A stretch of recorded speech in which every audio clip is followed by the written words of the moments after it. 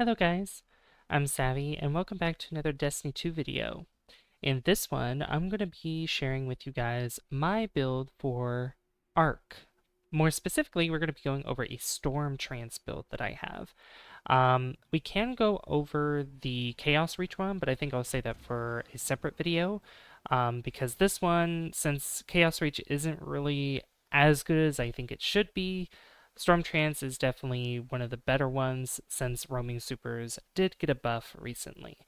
So that's why I'm making this video, not only to go over the not really the buff, but more so what I do on my build and what makes it pretty good for me when I play Arc.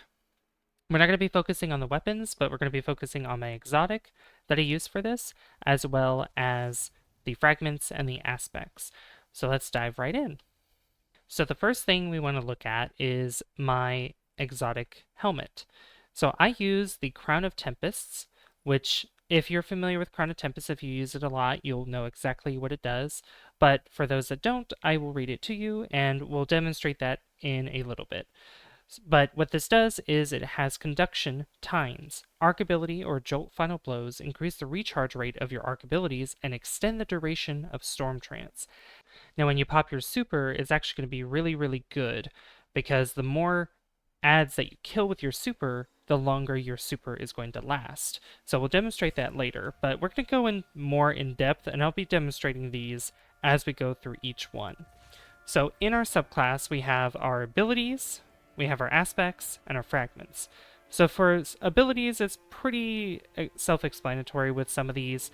So we have Healing Rift, which is Conjure a Well of Power that continuously heals those inside it. And we're not going to demonstrate the Healing Rift because, not just yet, because I also want to go over how it is affected by one of these aspects that I use. So one of these in particular is Arc Soul. So Arc Soul is an aspect that you can put on, and what this does, as it explains, is an electric eel poised for attack. Electrons sing at your approach. Another familiar joins your ranks. Cast a rift to create an arc soul that fires at targets in front of you. Allies can pass through your rift to get an arc soul. Your rift charges faster when allies are near. While amplified, your arc souls are supercharged and gain increased fire rate. Now, it has amplified highlighted, and it shows at the top right here. Your movement speed and weapon handling are greatly increased. After sprinting for a short time, your movement speed is further increased. Rapidly defeating targets with arc damage makes you amplified. And so Amplify will allow you to run faster, which we'll also be demonstrating that. But first, let me show you the Healing Rift with Arc Soul. So one way to demonstrate it is just putting the rift down, but I also want to show what it actually does if you're not familiar with this. So I'm going to put it down now, and I have a little arc buddy that's next to me. And if there's any enemies that are nearby, it's going to start shooting at things. And I just joined this public event, but that's okay. And since I did that, you can see on the left side where it shows Arc Soul, as well as Amplified, and Conduction Times. And since I have Amplified, I can demonstrate this by running around. And you can see that the effect around my screen is allowing me to run a little bit faster. And as long as I keep running, I get this boost called Speed Booster, or this buff called Speed Booster. And as long as I keep running, I will keep that the whole time. But if I stop, it'll go away after a short period of time. Alright, so the next things we have are Burst Glide, which is pretty much just the type of jump that I use mostly.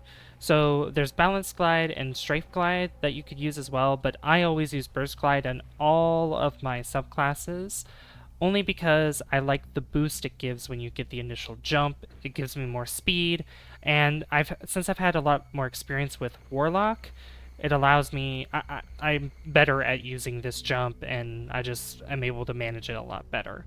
So it says jump while airborne to activate glide and start an airborne drift with a strong initial boost of speed. So it propels you forward slightly. And with that kind of jump, you want to be sure you have that kind of momentum first so that way you can traverse gaps. When balance glide, it allows you to move in all directions with ease. And the strafe glide, obviously self-explanatory, strafing from left to right. So moving on to the melee, we have Ball Lightning, and I use Ball Lightning it's a personal preference. You could also use Chain Lightning. So Chain Lightning is more for up close combat, but I prefer to use ball lightning, which you could just throw it. It's like a projectile. So it says, fire an arc projectile forward that releases a perpendicular lightning strike after a short time, while amplified, ball lightning releases additional lightning strikes before detonating. So if I just demonstrate it now, if I just throw it like that, and it just explodes eventually. But if there's an enemy that's closer, or in any of its proximity, it'll explode on impact, and it can kill enemies. Now, for amplified, it actually does bursts. So I can demonstrate that once I get amplified and I get my melee back. So I can show you guys that real quick. Alright, so now I'm amplified, and watch when I throw my melee towards enemies. So I'm going to try to make contact with one, and you see how it bursted 3 times there. So that's what happens when we're amplified. So it's really good. So I'm going to step away now and show you what's next on the list of things. Alright, so the next thing on the list is the grenade that I'm using. So you have a whole slew of grenades. You have lightning, flashbang, pulse, skip, arc bolt, and flux. I prefer storm grenade, and it's a grenade that calls down a focused lightning storm.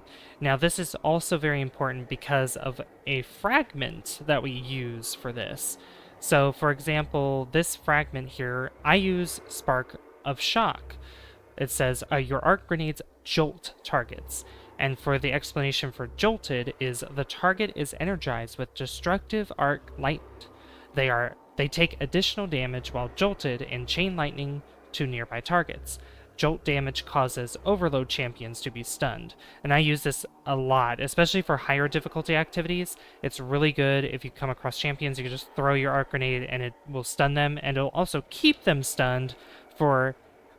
not really keep them stunned, but it'll be able to trigger another stun since the jolted will last a while. So if we go somewhere where there's some enemies, such as them pouring out of this bubble here, I could just throw my grenade down, and then you'll see that it'll start jolting targets.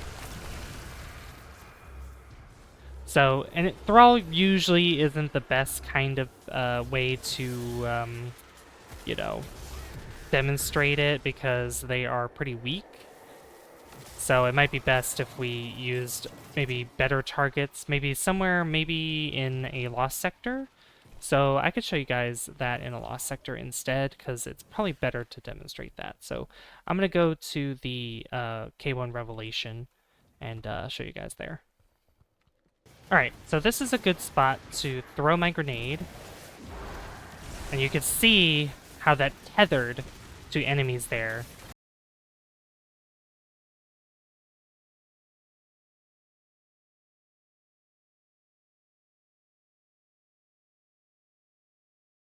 And that jolted them, but since they're weaker, you weren't able to see the effect on them, but it did pretty much what Jolt is supposed to do, where it just tethers to targets and it does more damage to them. And if you have Jolt on a target that stays on them, you can continue shooting them, and any enemies that's within the proximity of them will have that tether effect and damage effect from the arc that is on that main target that you're doing. So it's really good if you have bosses and you jolt them and then there's like a bunch of enemies around.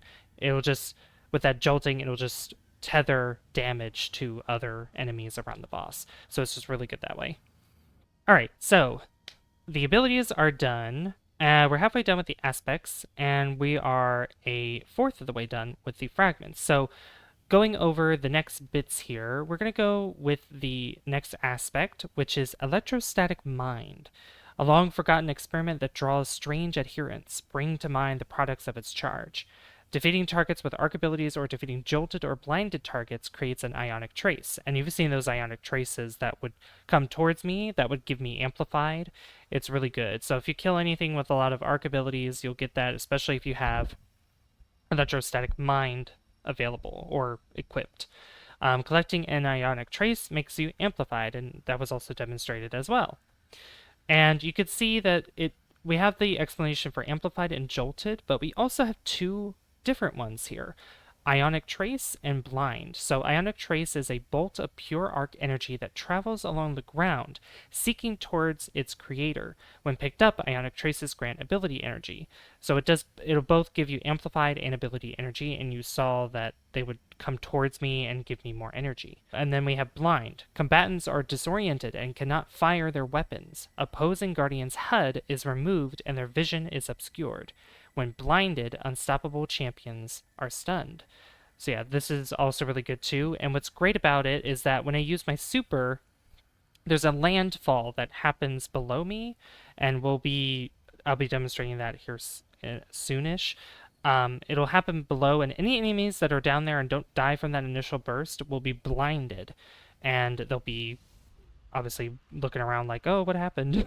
And then you'll be able to have your teammates or even yourself do damage to defeat them since they won't be able to attack you.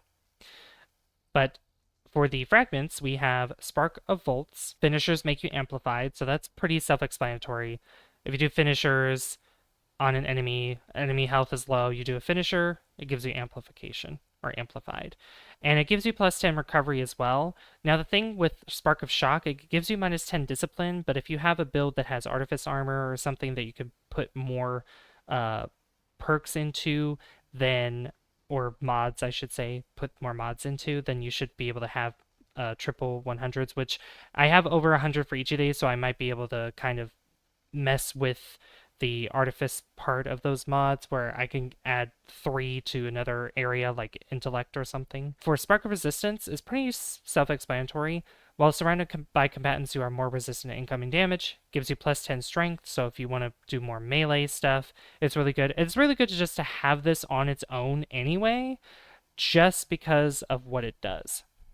So it gives you more defense, basically. And we want more defense, you know, especially if you're a hunter. I'm just saying because hunters can be squishy. That's just not me talking. A lot of people have the same sentiment. And then we have, last but not least, Spark of Feedback. Taking melee damage briefly increases your outgoing melee damage, and that gives you plus 10 resilience as well, which resilience is really important. So let's say an enemy comes at you and melees you. You melee them back, and it increases that outgoing melee damage. So I don't know how much it is by percentage, but it does more. That's pretty much what it does. All right, so the last thing we're going to demonstrate is we are going to go back to Sorrow's Harbor, and I'm going to demonstrate the super. And Sorrow's Harbor is the best way to demonstrate this because of all those enemies pouring out of those bubbles for that public event that's going on.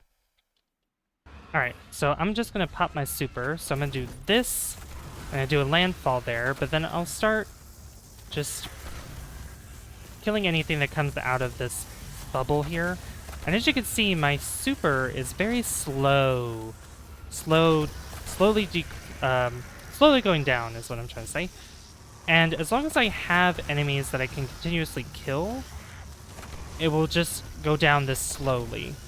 It'll eventually run out, obviously. It's not going to stay forever, but it lasts so much longer than if I were to not use Crown of Tempest. And I would actually like to demonstrate the difference between that, as you saw just then, and without using Crown of Tempest. So I'm going to get my super back up, and then I'm going to show you what it looks like without Crown of Tempest, especially when I start killing ads.